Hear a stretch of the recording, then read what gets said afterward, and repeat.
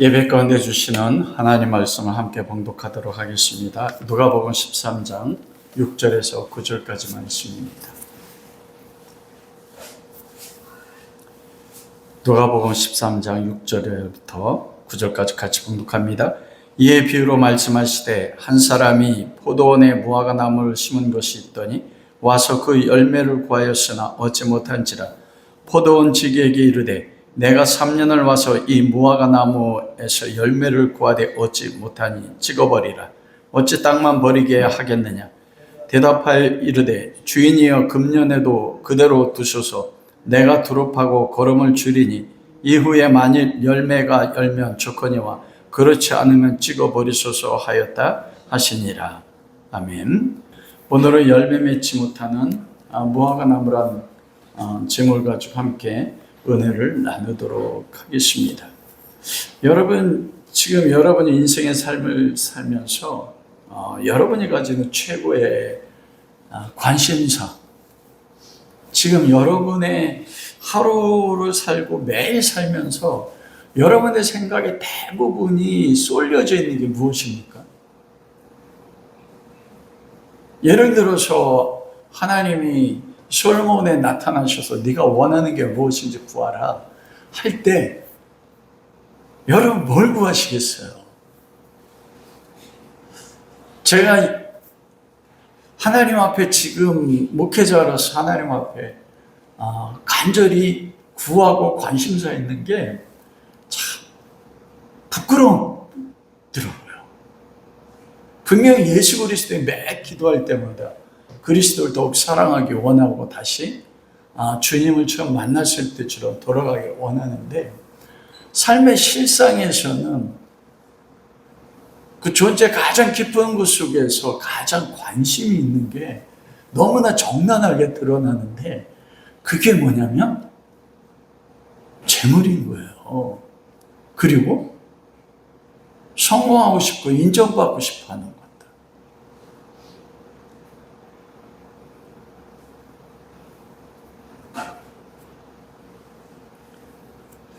그걸 생각하면서 내가 정말 구원받은 목사 맞아? 그 생각이 들 때가 너무나 많습니다. 하나님 앞에 기도할 때마다 너희는 먼저 그의 나라와 그의 일을 구하라. 그래야면 먹을 거 마시고 입을 거 주신다고 하셨는데 그걸 구하다가 마지막에 정말 중요한 게 주님 이것만은 들어주세요 하는 거 보면 저의 필요에 따라 구하는 내 모습을 보는 거예요. 그때마다 내가 정말 구원받고 부르심에 따라 살아가는 목회자가 맞나? 이런 생각 들 때가 너무나 많습니다. 여러분, 우리 신교가 발생됐던 게 마틴 루터의 종교개혁이지 않습니까?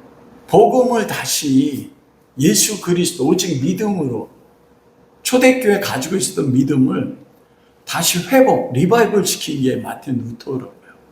근데 그가 죽기 3개월 전에 그 쓴 서신에서 내가 구원받아 하나님의 백성이 맞나?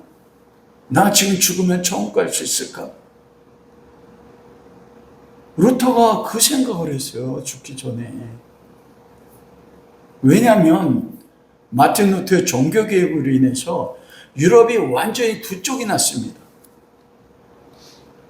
오직 믿음으로, 오직 예수 그리스도로, 오직 은혜로 구원받을 수 있다는 그 복음으로 다시 돌아가는 그 종교개혁을 따르는 유럽의 귀족들과 사람들하고 구교, 카톨릭을 믿는 사람들과 완전히 반쪽이 나면 괜찮은데 서로 전쟁을 해서 수많은 사람들이 죽었습니다.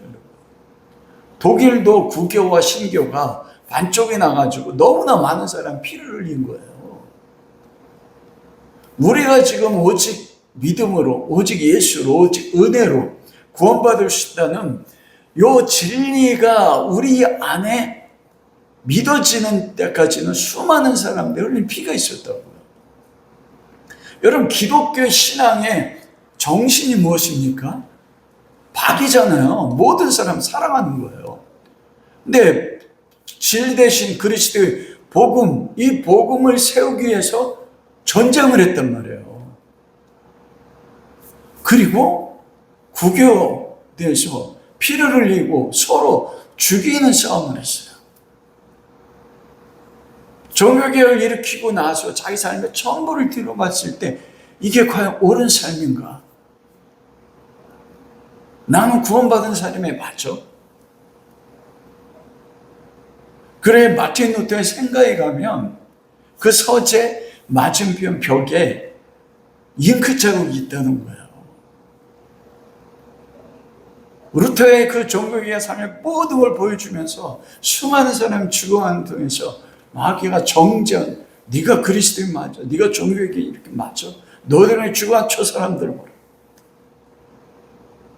여러분, 그때 마틴 루터가 로마 그 독일어로 최초 성경을 번역한 사람이 마틴 루터입니다. 그 잉크병을 들고서 던진 거예요. 맞아, 내가 죄인이야. 그러나 그리스도 예수가 나를 위해 십자가에 못 박아 죽었어. 나는 의로워. 그리스도로 말미암아. 그리고 진짜 던진 게 루터의 생가에 가면 그 잉크 자국이 있다는 거예요. 저는 못 가봐가지고 독일에 가면 루터의 생가에 가서 그거 보고 싶은 거예요. 오늘 본문 말씀이 그거 말씀하는 거예요. 열매에 대해서 말씀하지 않습니까? 끊임없이 내가 구원받은 사람이 맞아? 이 삶의 모습으로 내가 주님 앞에 나아갈 수 있을까? 우리는 구원의 열매의 조건을 뭐로 생각하냐면 예수 그리스도의 전적인 은혜로 구원받았음에도 불구하고 구원을 이루기 위해서는 뭐라고 생각해요? 내가 무언가 끊임없이 해야 된다고 생각해요. 그래서 내가 무언가를 말씀에 따라서 종교적인 행위나 순종의 행위가 없든지 뇌체가 드러나면 나의 구원이 흔들리고 무너져 내리는 것 같다는 겁니다.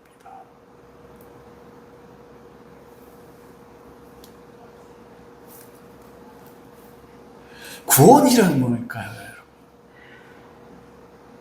제가 이 본문을 보면서 주석을 보고 많은 목사님들 설교를 듣습니다.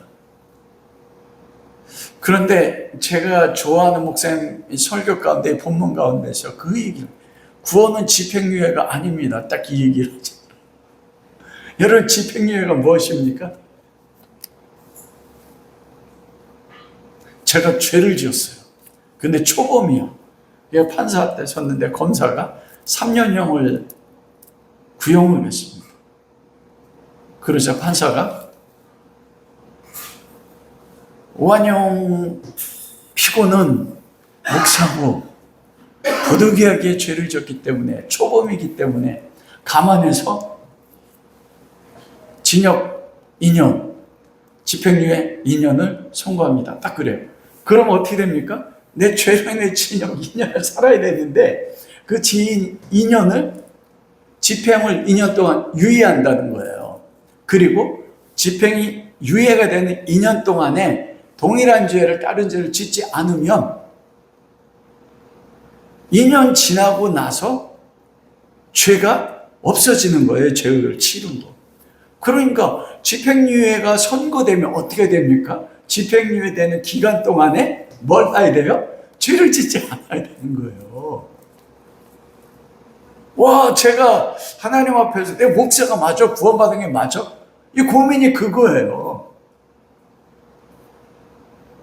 예수 그리스도의 십자가의 죽으심의 단번을 통해서 구원받고 사면을 받았는데 이 사면이 집행유예 사면이라고 생각하는 거예요.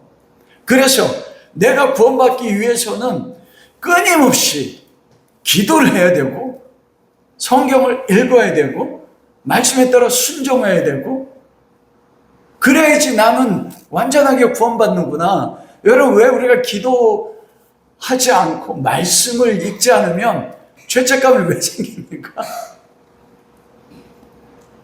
와, 이러면 내가 구원받은 사람 맞아? 끊임없이 성경을 읽고 끊임없이 기도의 삶을 살고 성경에 하라는 말씀은 끊임없이 지켜야 돼요. 지키지 말라는 게 아니에요. 이거를 해야지 내 구원이 완성되겠구나. 그럼 이런 걸 못하면 저도 그래요. 기도를 계속 하다가 기도를 못하면 너 목사 맞냐? 네가 어떻게 구원받았는데 기도를 못하고, 네가 구원받았는데 예수님 너 용서했는데 저 사람이 너에게 해를 끼쳤다고, 너 그를 정죄하고 너 용서하지 않아? 너 구원받은 사람 맞아? 이게 끊임없이 이게 생기는 거예요. 구원은 집행유예가 아니고 단번에 구원이 성취됐다는 겁니다. 열매로 맺어졌다는 거예요. 그게 오늘 본문 말씀입니다.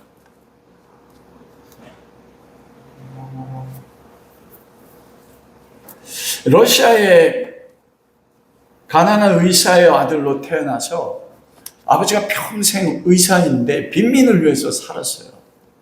그리고 아버지와 같이 생활하다가 가난한 삶이 너무나 힘이 들어서, 캐톨릭인데, 러시아 정교회니까. 그리고 가난한 사람들이 그 시대의 귀족들에서 니콜라이 2세 때 러시아 제정, 사회주의 혁명이 일어나기 바로 전이었었습니다. 이 불합리한 러시아 제국을 보면서 이 사람이 마음에 관심사를 갖기 시작했어요. 그게 뭐냐면 사회주의 혁명이었습니다. 모든 사람들이 공평하게, 평등하게 재정, 부도 공평하게 나눠주는, 그래서 사회주의 운동 하다가 잡혀가지고 사형 선고를 받았습니다. 이거 실제 있었던 일이에요. 그래서 사형 집행이 되려고 하는, 사형장으로 가서 사형 집행이 되려고 하는데 전령이 다가와서 사형 집행을 멈추시오. 황제의 명령입니다. 사형을 멈추시오. 사면령이 딱 떨어진 거예요. 그리고 그 사형에서, 죽음에서 건진받았어요. 그가 누구냐면 여러분, 러시아에 근데 가장 대표적인 두 문호가 있어요. 하나는 톨스토이고 하나는 누굽니까? 도스토옙스키. 가라마조프가 형제들, 그리고 백치라는, 요 백치라는 소설은 뭐냐면 가장 인간다운, 가장 인간의 전형이 누군가, 그걸 도스토옙스키가 성경에서 그리스도의 모형을 찾아서 쓴 소설이, 그리고 사형에서 사면돼서 4년 동안 러시아에서 그 강제 수용소에서 수용 생활하다가 돌아와가지고 그가 쓴 소설의 백치고, 그리고 까라마조프가 형제들입니다. 구원이라는 그거예요. 모든 인간들은 죄로 인해서 사형장을 향해, 죽음을 향해 가는 존재는 겁니다. 그런데 황제의 명요, 그리고 사면이요 딱 선포되는 거예요. 집행유예가 아니고. 그게 바로 오늘 본문 그 말씀인 것입니다. 오늘 본문은 예루살렘에서 일어난 비극적 사건에 관한 이야기 뒤에 나오지 않습니까? 이 본문을 이해하기 위해서는 누가복음 12장을 이해를 해야 돼요. 그 1절부터 5절까지 예루살렘 성전에 갈릴리 사람들이 절기 때 제사를 드리러 왔는데 빌라도 총독이 갈릴리 사람들을 죽여서 그 제사에 그들의 피를 섞어서 드리는 사건이 생겼어요. 그리고 또 한 번은 예루살렘 사람들이 갑자기 실로암에서 일을 하는데 실로암이 무너져 내린 것입니다. 그 수로 공사를 하다가 실로암 사람들이, 그 예루살렘 사람들이 망대에 깔려 죽었어요. 근데 이 두 사건의 역사 기록에 보면 빌라도에 의해서 되어진 일이라고 하더라고요. 그러자 많은 사람들이 그런 생각한 것입니다. 여러분, 우리가 예배 드리는데 갑자기 이 천장이 무너져가지고 여러분들은 괜찮은데 하필 이 천장이 무너져 제가 이 무너지게 맞아 죽었어. 그럼 여러분 뭐 어떻게 생각하겠어요? 박성훈 뭐라고 생각해? 이제 다 괜찮은데 갑자기 이 천장이 무너져가지고 내가 돌에 맞아 죽었어. 그럼 뭐라지? 아니 목사님 무슨 죄를 지었기 때문에 예배 드리다가 하나님 살아계신데 천장이 무너져서 거기 깔려 죽지? 그렇게 생각 안 들어요? 은지장. 에이 목사님 그러니까 고마워요. 다 그렇게 생각한다는 겁니다. 우리가 신앙생활 하다가 장로님이나 권사님이나 도저히 우리 안에 생기지 않아야 되는 일들을 통해서 죽든지 어떤 큰 사건을 겪을 때 그 생각, 저 사람들은 죄가 많아서 저렇게 죽는구나. 그게 13장 1절 그때 마침 두어 사람이 와서 빌라도로 어떤 갈릴 사람의 피를 저희 재물에 섞은 예수님을 구한 거예요. 예수님 그들은 무슨 죄가 있어서 저렇게 죽게 되었습니까? 실로암은 예루살렘들은 실로암 연못은 생명에 관련된 거잖아요. 수로공사다가 왜 죽습니까? 무너져서 무슨 죄를 지었습니까? 여러분 요한복음 9장에 보면 날 때부터 소경되는 사람들을 제자들이 보고 뭐라고 했어요? 이 사람이 날 때부터 소경된 거 아비의 죄 때문입니까? 자기의 죄 때문입니까? 그게 유대인들 가진 생각이에요. 우리가 가지는 내가 구원받은 게 맞아. 똑같은 심리입니다. 내가 무언가 죄를 어떤 일을 행하게 되면 내가 무언가 죄를 지었기 때문에 난 구원받을 수 없겠지. 그래서 구원을 완성하기 위해서 뭔가 끊임없이 해야 돼. 안 하면 불안해요. 헌금 안 내면 주일 빠지면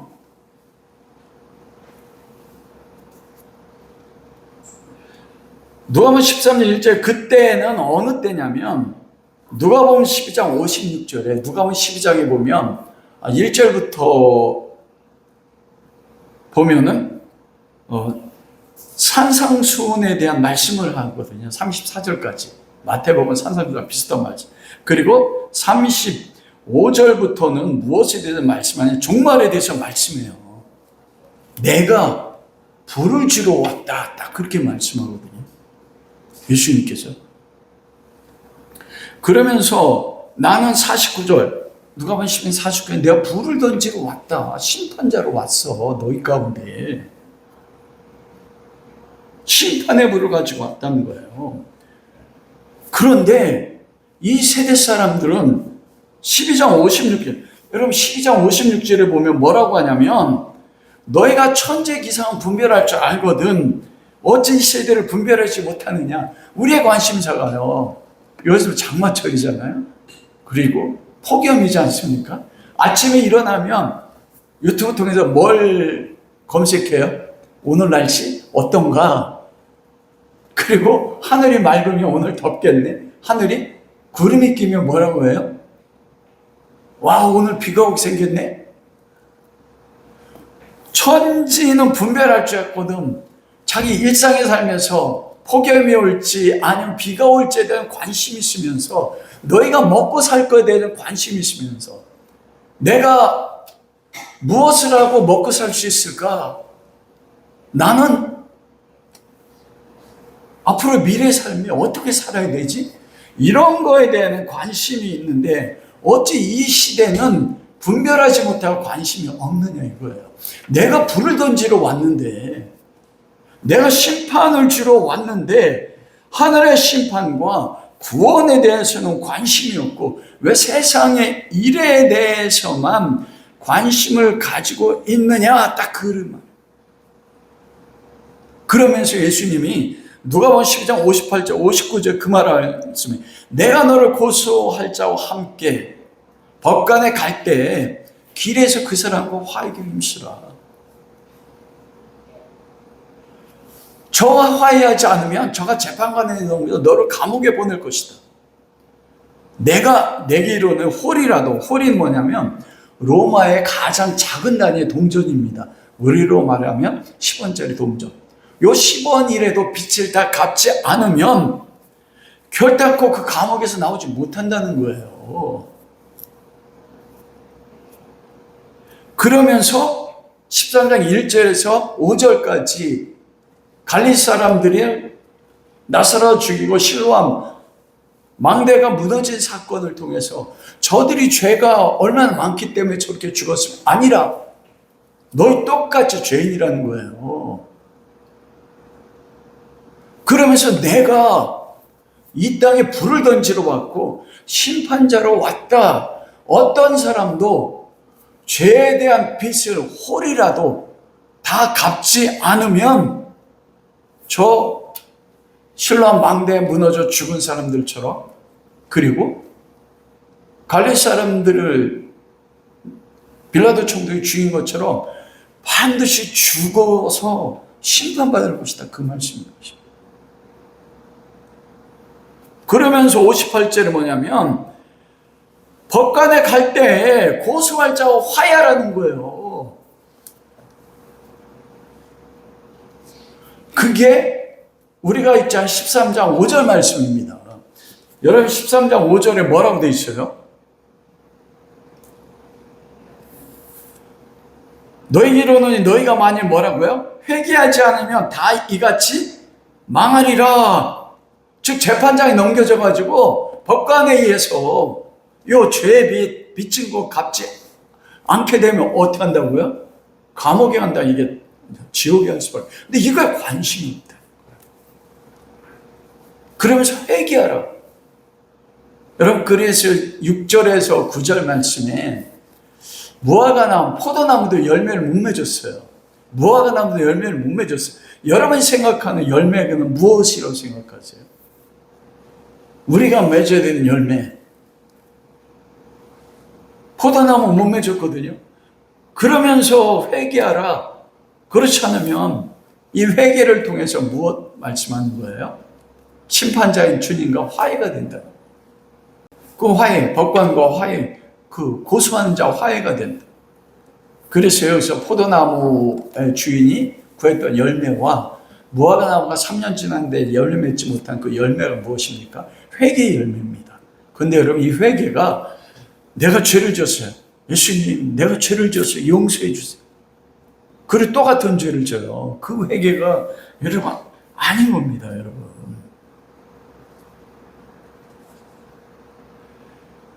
여러분 고소할 자가 누구라고요? 예수님이에요. 우리가 살 길은 뭐냐면 예수 그리스도와 화해하는 것밖에 없다는 겁니다. 고소당한 당연히 예수 그리스도니까요. 모든 사람은 다 죄인이라는 거예요. 그래서 누가복음 15장에 제가 말한 것처럼 많이 회개하지만 다 이같이 망할 수밖에 없다는 겁니다. 그리고 이어지는 게 오늘 본문 말씀이에요. 어떻게 우리가 회개로 나아가서 구원받을 수 있을까요?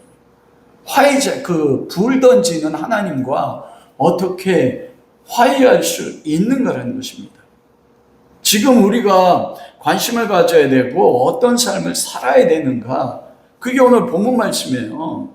그건 뭐냐면 천지개성은 분별하는 것처럼 이 세상에 불을 던지러 오신 예수 그리스도에 의해서 온 세상이 심판의 불 가운데 있다는 것을 온전하게 바라보고 그리스도와 화해하는 것이요.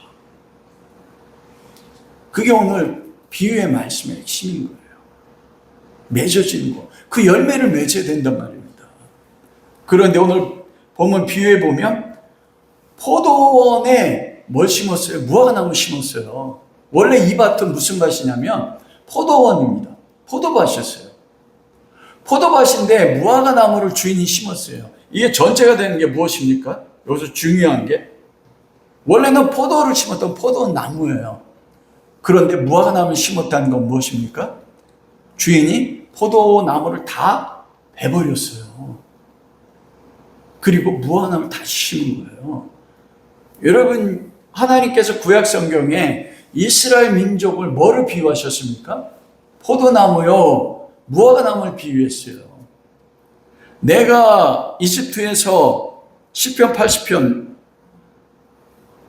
8절 주께서 한 포도나무를 애굽에서 가져다가 열방 가나안 땅을 쫓아내시고 이를 심었다. 딱 포도나무가 누구냐면 하나님의 이스라엘이에요.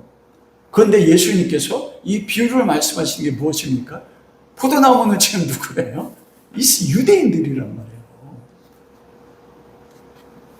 그들이 바리새인들 610년 율법을 지켰어요. 일주일에 2번 금식했는데 뭐냐면 주인이 포도원지기가 그 모두를 어떻게 했다고요? 잘라 버린 거예요. 뽑아버려서 어떻게 했어요? 불에 태웠다는 거예요. 그들이 그렇게 종교 생활을 열심히 했는데, 그리고 새로운 무화과 나무를 심었어요. 무화과 나무를 심었는데, 즉 대체작물이에요. 포도나무가 실패했기 때문에 무화과 나무를 심었단 말입니다.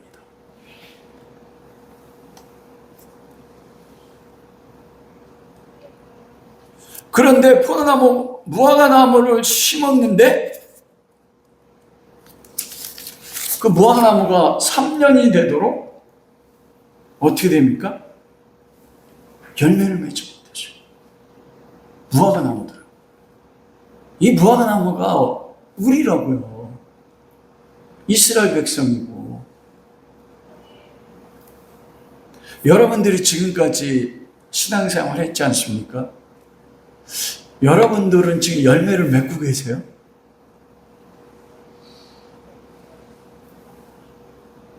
어떤 열매를 맺고 계십니까? 주님이 우리를 심으셨잖아요.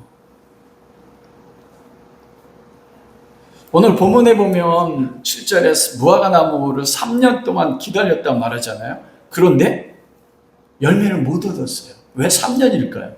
여러분, 이건 구약성경 레위기 19장 23절에 나와요. 너희가 가나안 땅에 들어가면 각종 과목을 심거든 그 열매는 아직 할례 받지 못한 것이로 여겨서 3년 동안 너희는 그것을 먹지 말라. 왜 먹지 말래요? 할례 받지 못했다는 거예요. 여러분, 할례가 무엇입니까? 3년 동안 할례 받지 못하면 부정하다는 거예요. 즉 가나안 땅에 있는 모든 존재는 죄로 인해서 부정하기 때문에 열매를 따서 먹지 못한다는 건 하나님이 받을 수 없다는 겁니다. 그런데 3년이 지나서 그 과수원, 포도나무와 무화과나무 열매를 먹어도 된대요. 그런데 그 무화과나무와 과수나무 열매를 먹을 수 있는 근거, 이유가 뭡니까? 3년 뒤에 다른 열매가 맺힙니까? 성원아, 다른 열매가 맺혀? 3년 동안 처음 맺혔던 열매하고 3년 지나서 나서 똑같은 열매예요. 그런데 먹을 수 있대. 그 나무를 먹으래요. 뭐라 말씀하면 그 3년 뒤에 나무는 할례 받은 나무이기 때문에 먹어도 된다. 딱 그래요. 여러분, 열매를 맺었는데 똑같은 열매예요. 근데 3년 지나면 맺은 열매는 먹어도 된대요. 그 조건은 뭐냐면 할례 때문이라는 겁니다. 여러분, 할례가 무엇입니까? 아브라함이 할례를 받았잖아요. 그거는 피를 베어내는 거잖아요. 그게 하나님의 자녀의 표징이에요. 그건 뭐라 말씀했습니까? 쪼개진단 말이에요. 할례란 뜻은 쪼개진다는 뜻이에요.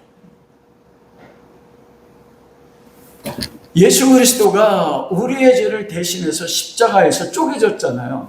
양손과 양발, 옆구리를 쪼개져서 그 쪼개짐이 일어남으로 다른 존재 대신 내가 쪼개짐이 다른 사람에게 전가돼서 그를 의롭다, 하나님이 자녀되었다, 증표가 할례 아닙니까?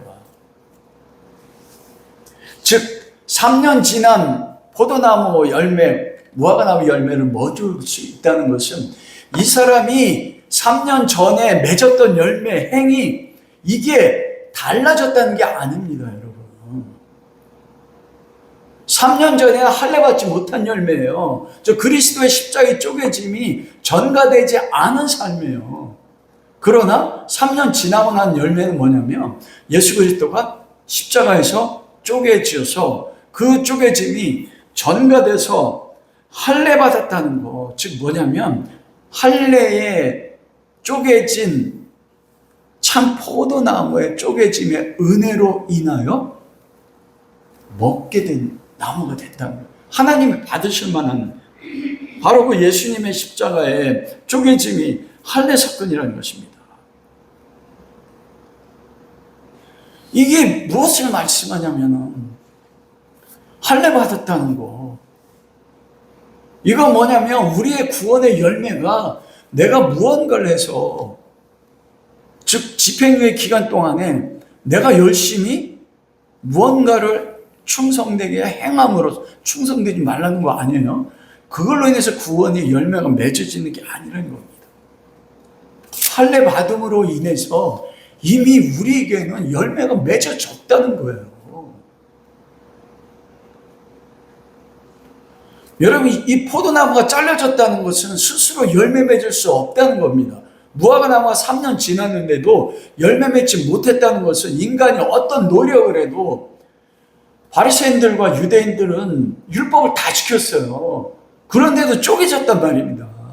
잘려 나갔다는 거예요. 열매 맺지 못했다는 거예요. 열매 맺는 것은 할례 받은 나무가 될 때 열매 맺는다는 것이에요. 그건 우리가 달라지는 것이 아니라 예수 그리스도의 쪼개짐으로 그게 되어진 그 삶을 열매 맺은 삶으로 인정한다는 겁니다. 우리가 이미 열매 맺었다는 거예요. 오늘 본문은 그 제 말이 아니라 8절 보십시오. 그 포도원지기가 대답하여 가로되 주인이여 금년에는 그대로 두소서 내가 두릅하고 거름을 줄이니 주인이 하나님 찍어버리래요. 여러분 포도나무는 다 찍어버렸습니다. 유대인들은 다 찍어버렸어요. 이 로마서 11장에 보면 참 감람나무에 덜 감람나무가 어떻게 돼요? 접붙임 받아서 참 감람나무 가지가 쪼개졌다고요. 이스라엘이 쪼개진 자리에 이방인 너희들이 접붙임 받아서 그 감람나무 그리스도의 진액을 받아 열매 맺었다고 하잖아요. 똑같은 거예요. 이미 우리는 그리스도 안에서 열매 맺은 존재랑 찍어버리라고 했을 때 왜냐하면 무화과나무가 할례 받지 못하고 그리스도 안에 있지 않다는 것입니다. 포도원 지기가 포도원 주인을 막아섭니다. 1년만 기다리십시오. 내가 반드시 과일을 맺게 하겠습니다. 어떻게 해요? 거름을 준다고 말했어요. 두릅하고 뭐라고요? 거름 준다. 조건이 바뀐 게 뭐냐면 거름입니다. 내가 수고한 거예요. 희생해서 거름을 준 거라고요. 그 모양이 어떻든 관계없는 것입니다. 여러분 여기 거름이란 말이 헬라어로는 코프리아라고 하는데 이건 뭐냐면 죽어서 썩어진이라는 의미를 가지고 있어요. 저 거름이라는 것 자체가 무엇입니까? 살아있는 걸 모아서 그걸 뭐예요? 썩히잖아요. 그럼 거름이 되지 않습니까? 살아있는 존재가 썩어서 되는 게 거름이에요. 그리고 그 거름이 땅에서 묻혀서 그 거름이 죽음으로 인하여 거름 안에 있는 생명이 어떻게 됩니까? 무화과나무와 포도나무의 진액을 줌으로 인해서 뭐 한다고요? 열매 맺는 거예요. 즉 거름이 땅에 썩어서 죽음으로 인하여 그곳에 생명의 에너지를 가지고 열매 맺게 하는 게 걸음인 것입니다. 예수 그리스도께서 십자가에서 하늘에 썩어진 밀알이 돼서 우리로 열매 맺기 위하여 예수님이 뭐 하신 거예요? 은지자매님, 우리를 위해서 걸음이 돼서 썩어졌어요. 그 십자가에 쪼개지고 3일 만에 3일 동안 땅에서 죽으신 것입니다. 여러분, 그 앞에 주인이여 그대로 두소서, 금년까지 그대로 두소서라는 말이 아피엠이라는 뜻인데, 이게 뭐냐면 면제하다는 뜻이에요. 이게 어디에 쓰였냐면 누가복음 23장 34절. 여러분 한번 누가복음 23장 34절 찾아보겠습니다. 누가복음 23장 34절 한번 찾아보세요. 같이 읽겠습니다. 다들 밤에 힘드셔가지고 34절이요. 우리 다 같이 읽습니다. 예수께서 이르시되 아버지 저들을 사하여 주옵소서, 자기들이 하는 것을 알지 못합니다. 여기 보면 사하여 주옵소서라고 되어 있잖아요. 용서해 주십시오. 그런데 이게 아피엠입니다. 뭐냐면 그대로 두십시오. 주인이여 용서해 주세요. 그 말하고 똑같은 단어예요. 이 아피엠이 뭐냐면 면제하고 용서해 주고 버리지 말고 그대로 놔두십시오. 그런데 그 조건이 무엇입니까? 아버지, 내가 저들을 위하여 대신 사형받아 내가 형량을 다 채울 테니까 내가 거름이 되겠습니다. 저들을 용서해 주십시오. 그게 주님이 기도한 거잖아요. 지금 포도원지기가 누굽니까? 예수 그리스도예요. 그리스도가 우리가 열매 맺을 수 없어요, 여러분. 우리가 하는 종교행위, 신앙행위가 열매 맺는 게 아니라니까요. 우리 그거 열매라고 생각해요. 아닙니다. 열매는 참 포도나무 예수 그리스도만 열매를 맺을 수 있어요. 내가 거름이 돼서 죽어서 그 생명의 에너지가 열매 맺게 한다는 거예요. 다른 말로 얘기하면 예수 그리스도가 하나님 안에서 맺은 열매를 우리에게 전가시키, 그게 할례지 않습니까? 내가 쪼개져서 죄삭스 대가로 쪼개져서 죄사함 받은 걸 우리에게 전가시키는 거. 진리를 할지 지금까지 자유케라고 말씀하거든요. 이 자유를 잃어버렸어요, 우리가. 모든 관심사가 세상 것밖에 없어요. 나에게 생명을 가져다 주는 게 재물이고 사람들에게 인정받는 것이고 그거 필요합니다, 정말 우리에게.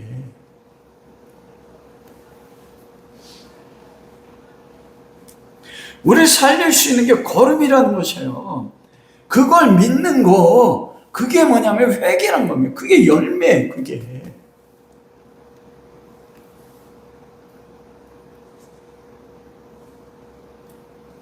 그 결과로 인해서 무엇합니까?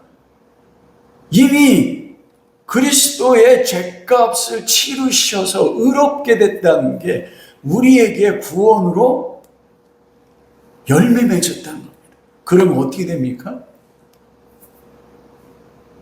심판자가 와도 로마서 5장 1절을 보면 우리가 그리스도로 말미암아 뭐라고 했어요? 하나님과 화목되었으니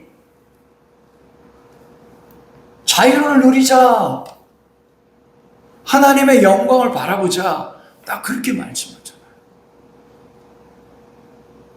여러분 인생이 지금 막 기쁘고 즐겁습니까? 아니에요. 우리가 바라는 관심사들 잘 생각해 보십시오. 내가 원하는 소망들, 여러분 지금까지 원하는 소망 다 이루셨어요? 그게 이루어지지 않았어요. 근데 그걸 이루기 위해서 수고하고 무거운 짐 지고 가요. 근데 그거가 이루어지지 않습니다. 그걸 통해서 하나님과 화목해질 수 없다는 것입니다.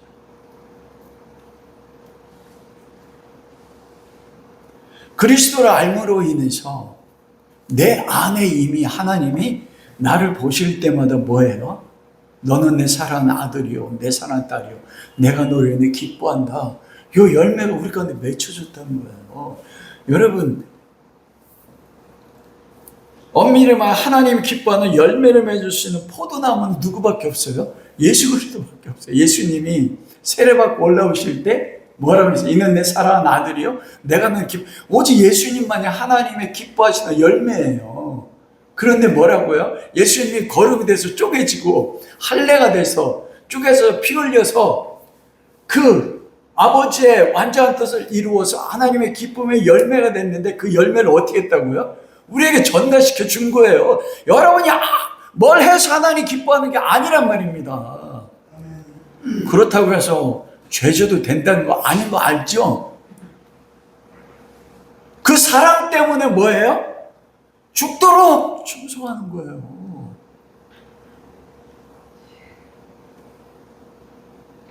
모든 사람들은 내가 불을 던지러 왔는데 세상 기상을 분별하면서 불 던지는 나에 대해 관심이 없고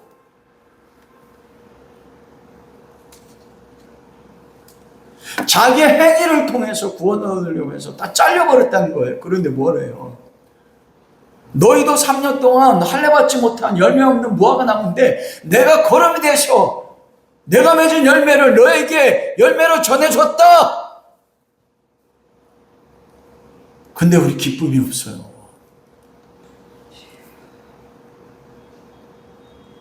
왜 그러지 않습니까? 우리의 관심사가 세상,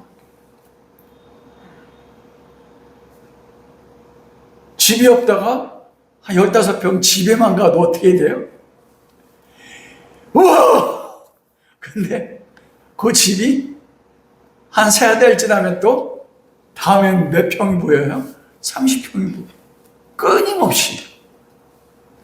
그런데 예수 그리스도가 나를 위해 죽으셔서 기뻐하시는 그리스도의 열매가 나에게 전가돼 하나님 나를 볼 때마다 내가 넘어져도 우리는 뭔가 해야지 하나님 기뻐한다고 생각해요. 아닙니다. 부모는요, 자기 자식 볼 때 내가 낳은 자식이 있기 때문에 그 자식이 못나도 다른 사람들이 그 자식을 인정을 안 해도 진짜 사랑 있는 부모는 그 존재 자체로 뭐합니까? 기뻐하는 거예요. 부모니까 자식이 좋은 데 못 간다고. 그것 때문에 기뻐하는 거 아닙니다, 여러분. 주님이 오늘 말씀하는 거 그거예요. 내가 거름이 돼서 유대인들은 포도나무에 다 잘라버렸지만 너희도 전에는 할례받지 못한 무화과 나무였지만 내가 거름이 돼서 내가 대신 할례받아 십자가에 죽어서 내가 아버지 앞에 기쁨의 열매가 됐는데 그 열매를 너에게 주었다. 너희들 그거 믿느냐? 이것에 너희들 관심을 가지고 있느냐?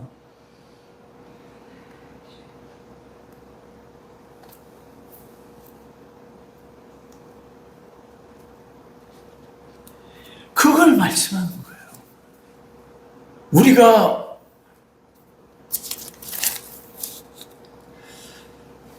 처음 예수님 만났을 때 어땠습니까?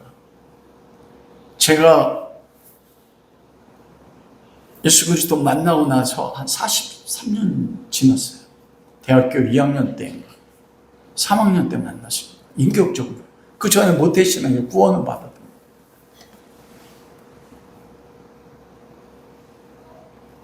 매 순간마다 주님을 위해서 하는 게 없었어요. 대학 다니고 신대한 들어가면서 2년 동안 재수했거든요. 재수할 때 주님을 위해서 제가 뭐 했겠습니까? 그런데 놀랍게 그냥 기뻐요. 주님을 생각할 때마다 너무너무 기쁜 거예요. 그게 얼마나 귀중한 건지 몰랐습니다. 그걸 잃어버리고 나니까 그걸 다시 회복하고 싶은데 회복이 안 되고 내 모든 일상사에 목사인데도 관심이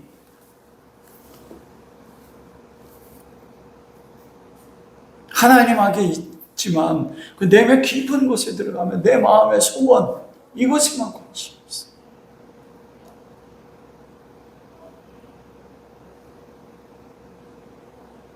믿음은 들으면 그리스도의 말씀으로 말미암지 않습니까?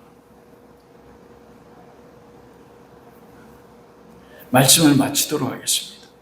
다시 말씀드리지만 여러분, 구원은 우리에게 맺어진 열매는 집행유예와 같이 내가 뭔가를 하기 때문에 열매 맺는 거 아니에요. 이미 예수님께 열매 맺혔다. 내가 맺은 열매를 너희에게 내가 전가해 줬어.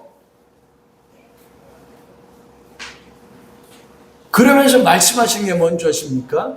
내가 맺은 열매가 너희 가운데 전가됐기 때문에 너희는 평생의 신앙의 삶에서 내가 맺은 열매, 너희 가운데 맺히는 그 열매가 무엇인지 그 열매를 맛보아 알면서 살아라.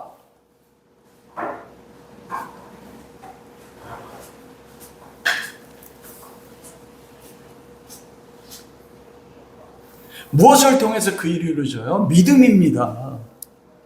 의인은 믿음으로 말미암아 살리라니. 하나님을 기쁘시게 하는 게 뭐예요?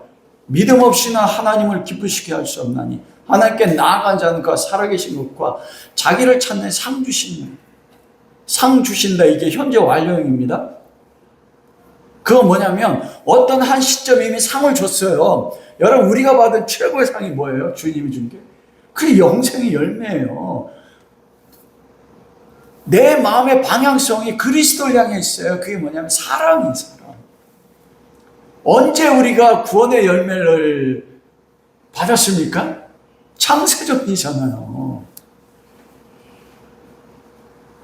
그리고 이 땅의 삶에서는 우리 안에 맺혀진 그리스도의 열매가 우리의 삶의 모든 걸 통해서 어떻게 맺혀지는지 하나님이 그리스도의 죽으심 안에서 우리 삶의 고난이나 형통함이나 삶의 모든 것들을 통해서 그리스도 안에 맺힌 열매를 우리 가운데 어떻게 하나님이 예수 그리스도가 성에 맺어지는지를 너희가 보고 경험해라. 그게 뭐예요? 그게 영생이에요. 우리에게 주신 십자가의 구원의 열매는 그 자체로 완전한 것입니다. 우리가 노력해서 열매 맺는 거 아니에요. 이미 맺혀졌어요. 우리가 노력하지 않는다고 해서 십자가에서 죽으셔서 그리스도가 완전한 하나님의 말씀을 이루어서 기쁨의 열매 맺은 게 효력이 사라지지 않는다는 것입니다. 우린 집행유예로 의롭다함 받은 자가 아니에요. 완전하게 사면을 받은 자인 것입니다. 이미 완성되어 있는 자인 것입니다.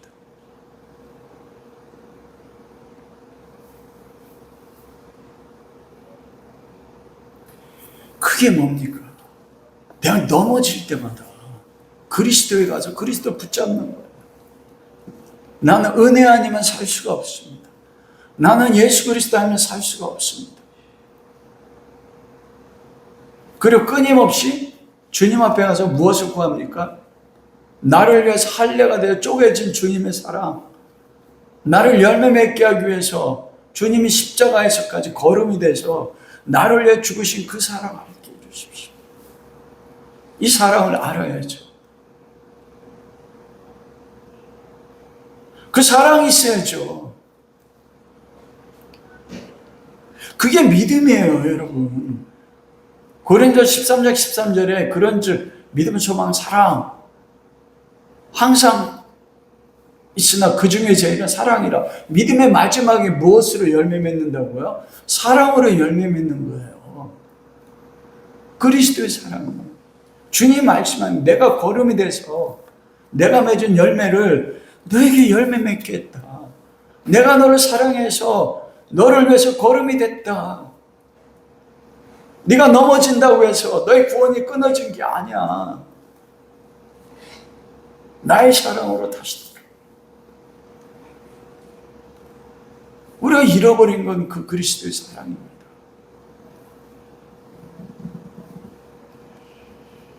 여러분 예수 그리스도를 생각하면 우리가 처음 예수님 만났을 때 막 가슴이 막힌 것처럼 확 막히고 주님만을 생각하면 내 삶에 내가 원하는 것이 이루어지지 않는데도 넘쳐났던 눈물이 있었습니다.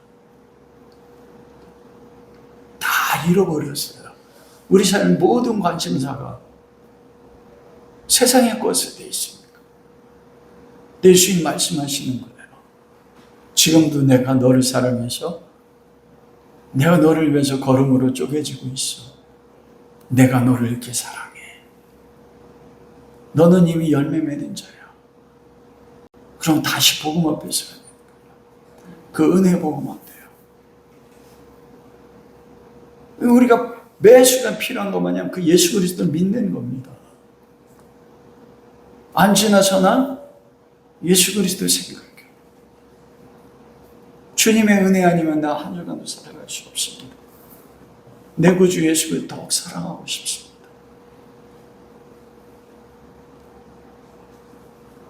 그렇게 만들어 나가신다니까요.